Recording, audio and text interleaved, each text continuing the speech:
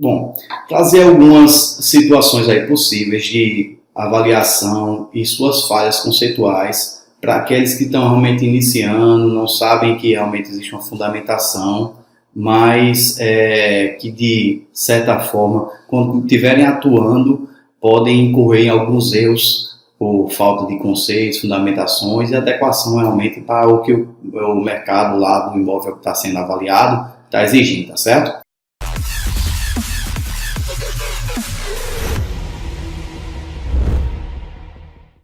Trazer um exemplo aqui para vocês, hipotético, no estudo de caso 1. Avaliação hipotética número 1, tá certo? Isso aí é uma avaliação de posto de combustível. Isso aí foi uma vistoria que eu fiz. Na verdade, não era para avaliar o posto, e sim fazer algumas vistorias de desembolsos, né? Ele já estava realmente numa etapa, mas que o cliente tinha demonstrado certo interesse em verificar o quanto seria a avaliação desse imóvel, desse empreendimento, na verdade, quando tivesse concluído, né? Para ver se realmente valia a pena do investimento da construção se reverter aí num valor de lucratividade bem maior do que ele espera na situação que ele se encontrava lá, né? E aí, uma condição de avaliação A, tá certo? Quando você inicialmente se depara com a possibilidade de avaliar isso aí, vem à mente, como é que eu vou fazer agora a coleta de amostra com dados mais semelhantes para a situação aí que está pedindo, o posto de combustível.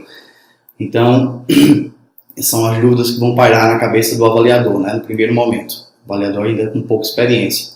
Então, ele chegou lá, pegou um overlay, começou a se debruçar sobre a planta, com as definições dos lotes e quadras, e fazer a investigação do mercado local, tá certo? Para identificar onde é que estava o seu imóvel, está na setinha vermelha aí.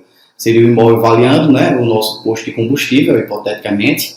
E aí, um primeiro dado, ele encontrou lá na quadra 63, lote 5, um ponto comercial, encontrou no dado 2, lá na quadra 84 e lote 10, um prédio, e encontrou uma placa de venda também, no terceiro dado, seria uma amostra de um terreno, tá certo?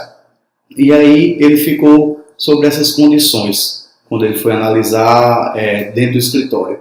Aí ele encontrou o primeiro dado, que seria um ponto comercial, e o valor de venda dele estava sendo ofertado a 180 mil, encontrou o segundo dado, que seria um prédio, um prédio de edificação multifamiliar, e aí ele estava sendo realmente colocado à venda por valor de 300 mil reais, e encontrou um terreno lá de esquina, no valor de 60 mil reais sendo a oferta dele, né?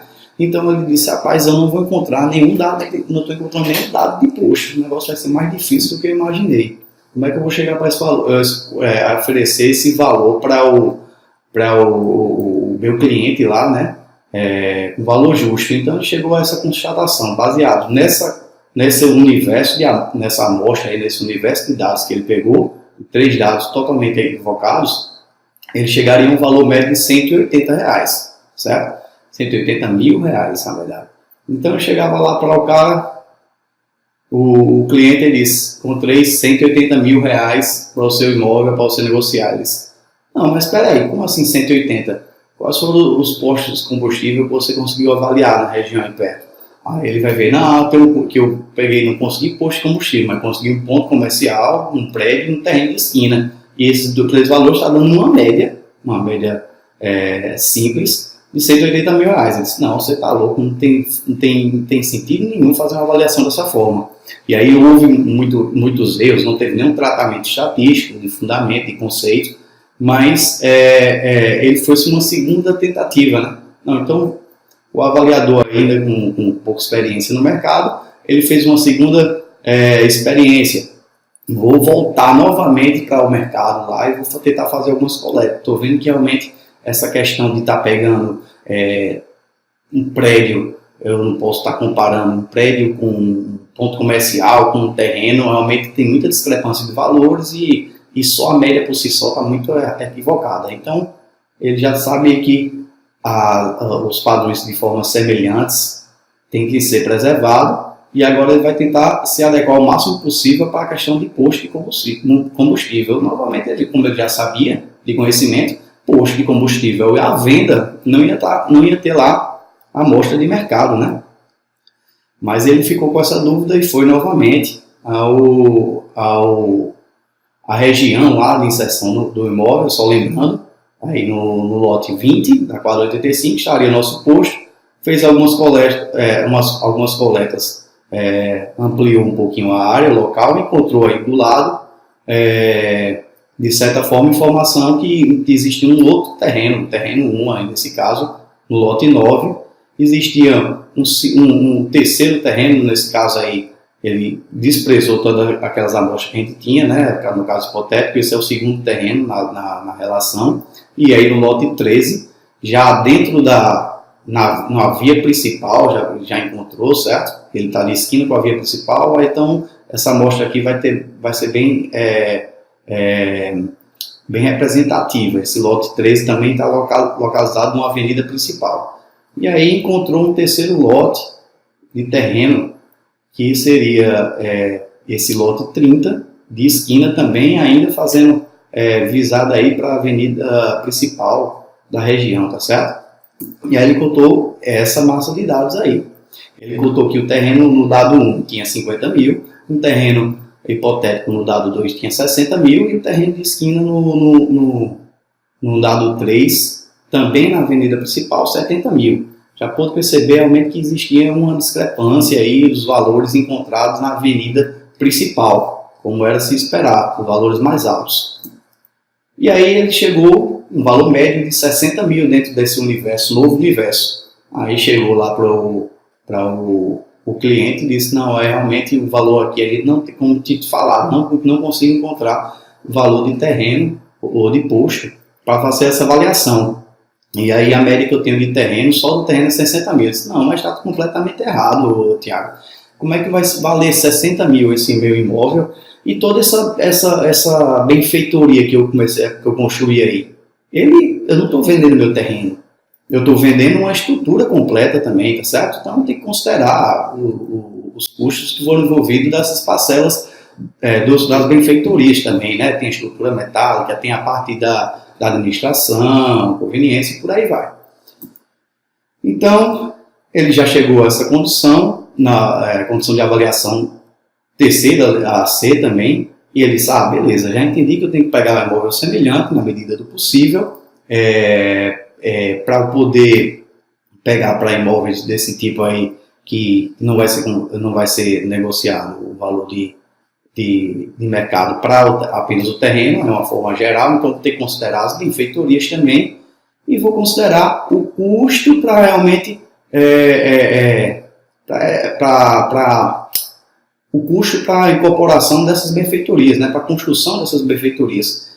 Então, como é que eu vou fazer essa análise? E aí, aquela mesma situação, ele considerou as mesmas massas de dados, né, o terreno 2, 1 e o 2 e o 3, a região próxima aí, e aí ele pegou informações de que os terrenos eram mesmo 50 mil, 60, 70 mil, ele encontrou um valor médio aí de forma equivocada de 60 mil, realmente, não é assim que se fundamenta um laudo, mas ele somou com os custos das benfeitorias que foi fornecido lá pelo próprio cliente. Ele disse, não, custou para mim 80 mil essas benfeitorias.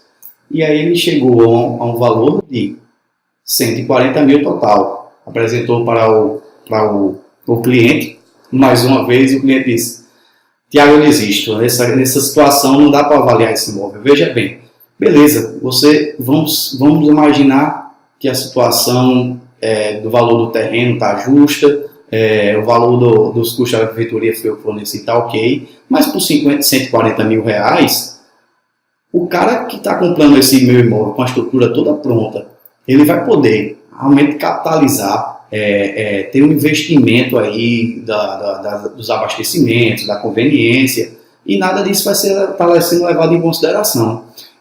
O valor do meu imóvel aí, se eu passar por 140 mil, está muito aquém do que realmente ele vale. Com 4, 5 meses ele já tem pago isso aí, só com os lucros que foram devidos aí, ou os 8 meses, devidos aí pelo abastecimento, com o custo da gasolina que está hoje, né? Abastecimento e conveniência. Então, realmente, eu desisto de vender esse imóvel. Então, você se deparou aqui, nesse meu caso, em exemplo, com diversas situações em que você, como avaliador agora, realmente vai se deparar na prática e precisa realmente que sejam fundamentados. E é isso aí, à luz das normas de avaliação e dos conceitos e das boas práticas que eu vejo aí, tanto no meu dia a dia, quanto na consulta de bibliografias, vai ver a forma correta de você fazer para cada caso específico essa análise e trazer um valor de mercado mais justo possível para o bem que você está querendo realmente avaliar, tá certo? E existem 4 métodos básicos que vão auxiliar a gente nesse tipo de valoração de imóvel, tá certo?